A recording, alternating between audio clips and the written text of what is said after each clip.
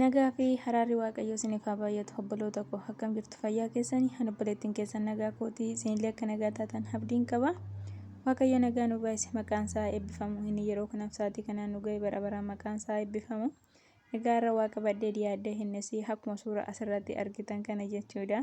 Uummata kana argee itti gammadee tanan maaliifan maatii kootiif hin qoodu jedhee tananii isinii fideen jedha.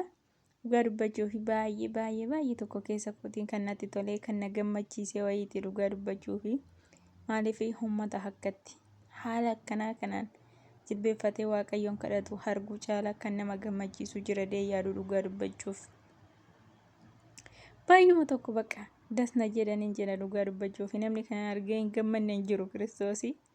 Maaliif haalli isaan ittiin kadhatan haalli isaan irra jiranillee haala isaan itti jiran fakkeenyaaf mana waldaa deemanii otoo hin ta'in uffatanii ba'anii otoo hin ta'in mimmiidhaganii otoo hin ta'in akkatti isaan jilbeeffatanii waaqayyoon kadhachaa jiran dhugaa dubbachuuf baay'uma tokko das nama jedha. Waaqayyo kadhata isaaniif haa dhaga'u dhugaa.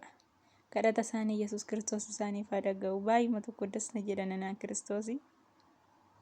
Maaliif haalli hamma nuti keessa jirru baay'uma tokko ulfaata jechuudha. Haalli biyya keenya kadhata barbaachisa biyya keenyaaf dhugaatti kadhata guddaa barbaachisa jechuudha. Kadhata soomaaf sagadaan kadhatamuu barbaachisa.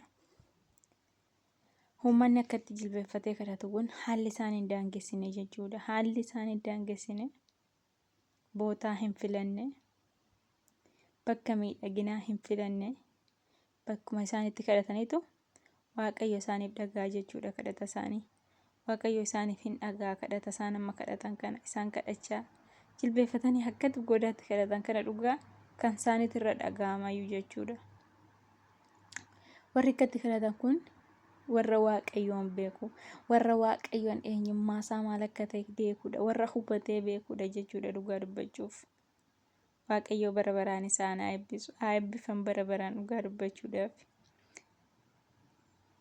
Nama akkasii nu haa taasisu dhugaa nama akkatti kadhatu nu haa taasisu waaqayyo. Maaliif haalli keenya baay'ee ulfaate, Itoophiyaan baay'ee ulfaate, jireenyi Itoophiyaa baay'ee bakka baay'uma ol ka'ee jira.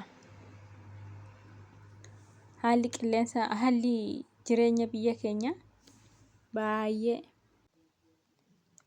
jireenyi Itoophiyaa keessaa baay'ee tokko ulfaatee jira jechuudha dhugaa dubbachuuf. Haala bittaa gurgurtaa wajjin haalli jireenyaallee baay'ee tokko ol qaala'ee jira dhugaa dubbachuuf. Namni ba'ee bitatee galuudhaaf qarshii meeqa nama gaafata har'a jechuudha dhugaa dubbachuuf. Inni hin qabne waan inni godhatee bulu'an Yesuus Kiristoos bichaa naa beeku dhugaa dubbachuudhaaf. Maaliif jireenyi durattii fi jireenyi hamma garaagarummaa bakka walirraa fagaate baay'ee walirraa fagaatee jira jechuudha dhugaa. Akkasumallee duuti ammaa fi duuti yeroo duraanillee baay'uma tokko fagaatee jira.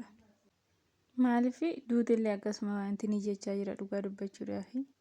Namni akkuma argee qaama hin beekamneen illee ajjeefamaa jira jechuudha dhugaa. Carraan lubbuun jiraachuuf biyya keenya keessatti baay'ee dhiphoodha. Baay'ee xiqqishuu tokko jechuudha namni tokko carraa lubbuun jiraachuudhaaf. Jireenyi keenya baay'ee baqa siruma biyyi keenya hin badumsuma isa bade dhugaa. Jireenyi inni jiraatan baay'ee fagaate, lubbuun jiraachuuf baay'ee ulfaate. Dhugaa dubbachuuf biyyi keenya baay'ee haaluma ulfaataa keessa jira. Waaqayyo nu haa yaadatu malee dhugaa. Waaqayyo biyya keenya haa yaadatu, Waaqayyo saba keenya haa yaadatu, maatii keenya haa yaadatu. Lammii kamiyyuu dhaloota kamiyyuu haa yaadatu Waaqayyo dhugaa dubbachuuf. Kadhata nu barbaachisa, kadhata gochuu nu barbaachisa. Hundi keenyayyuu akka amantaa keenyaatti waaqayyoon nama kadhatu nu haa taasisu dhugaa dubbachuuf. Yaa obboloota koo jabaadhaa waaqayyoon kadhadhaa. Mana keessa jirtan keessatti, gola jirtan keessatti biyyaafis kadhadhaa, ofiisiif illee kadhadhaa dhugaa dubbachuudhaaf. Maaliif nutis nagaa baanee nagaan gara biyya keenyaatti nu haa galchu, akkasumallee biyyi keenyas nagaa nuuf haa ta'u, biyya nagaatti illee nu haa galchu. Ijoollee baay'eetu nagaan ba'anii gara biyya hormaatti godaananii hojjetanii jijjiiramuudhaaf dhufanii reeffi isaanii gara biyyaatti achi deebi'aa jira dhugaa dubbachuuf. Baay'ee nama gaddisiisa, baay'ee nama dhiphisa bakka jireenyi. Maatiin dhalli kiyyaan dhufti jedhanii inni kaan taa'ee eeggata. reenfa simata galee booda eegee dadhabee yeroo inni oolu dhugaa dubbachuuf baay'ee nama gaddisiisa. Kana caala nama gaddisiisu hin jiru. Gara boo'insa haadhaa arguu caala nama gaddisiisu jiradhee hin yaadu dhugaa dubbachuufi. Haati kamiyyuu dhalli koo nagaa yoomnaa dhufti eegdi malee dhalli koo duutee reeffi ishii dhufa hin eegdu waan ta'eef dhugaa dubbachuudhaafi. Waaqayyo nagaan gara biyya keenyaatti nu haa gashu, sin haa gashu dhugaa dubbachuuf. Fayyaa isin hin dhoowwatin Waaqayyo hamma gola ormaa keessa jirtanitti biyya keessanitti galagaltanii nagaa isin hin dhoowwatin Waaqayyo. Inni madda nagaa keenyaa ta'e immoo Waaqayyoodha waan ta'eef madda nagaa keenya kan ta'e isa Waaqayyoon kadhachuu qabna. Ganamas galgalas hadaraa keessan Waaqayyo kadhachuu hin irraanfatina. Kadhadhaa dhugaa dubbachuuf biyya keenyaaf kadhadhaa. Lammiidhuma akkatti lubbuun bahu kamiyyuu baay'ee nama dhiphisa waan ta'eef dhugaa dubbachuuf. Lammii kana saba kana yeroo asirratti argu dhugaa baay'ee keessa kootii na gammachiisee natti tole jechuudha. Akkatti Waaqayyoon kan jilbeeffatee kadhatus jira kan jedhu natti dhaga'ame dhugaa bara hammaa kana keessa jechuudha. Bara kana keessa namni Waaqayyo irraanfatee gara birrii qarshii barbaadaatti kaata waan ta'eef dhugaa dubbachuudhaafi jireenya mataa isaa barbaadatti kaata malee namni Waaqayyotti deebi'ee yaadachaa jiru muraasa jechuudha. Muraasa jira darbee jira kan Waaqayyoon hin daganne jechuudha. Holmaa Waaqayyo isaa godhes kan hin dagannellee nutillee holmaa Waaqayyo nuuf godhe dagachuu hin qabnu. Jiraannee darbinee har'aas ga'uun keenya sababa isaa waan ta'eef Waaqayyoon kadhadhaa. Hin kadhannaa biyya keenyaaf kadhannaa. Nagaan illee biyya keenyaaf haa bu'u. Haraarri biyya keenyaaf haa bu'u. Waaqayyo bokkaa haraaraasaa biyya keenyaaf haa buusu dhugaa dubbachuufi. Inni kaan dhibeen itti nammee dhibeen dhufee too dhibeedhaan ajjeefamaa jira. Inni kaan immoo ba'ee hojjetatee kan maatii isaa bulchu hojjetee maatii isaatti galuu yeroo deemu karaatti illee ajjeefamaa qaama hin beekamneen. Inni baratu baratee bu'aa dadhabbisaa taa'ee otoo eegullee karaatti hafa dhugaa dubbachuuf. Kan kana caala nama gaddisiisu maaltu jira? Biyya keenya keessa wantumti takkitti wanti das nama jedhu dhabamaa jira waan cigaasisaa jireenya ulfaatee haala cigaasisaa malee homtuu hin jiru dhugaa dubbachuuf. Waan garaa nama kutu bicha jira biyya keenya keessa. Waaqayyo haraara nuuf haa buusu, haraara biyya keenyaaf haa buusu, cubbuu keenya nuuf haa dhiisu Waaqayyo dhugaa dubbachuuf. Malee cubbuu hojjechaa jira. Fuula Waaqayyoo duratti dhugaa Waaqa.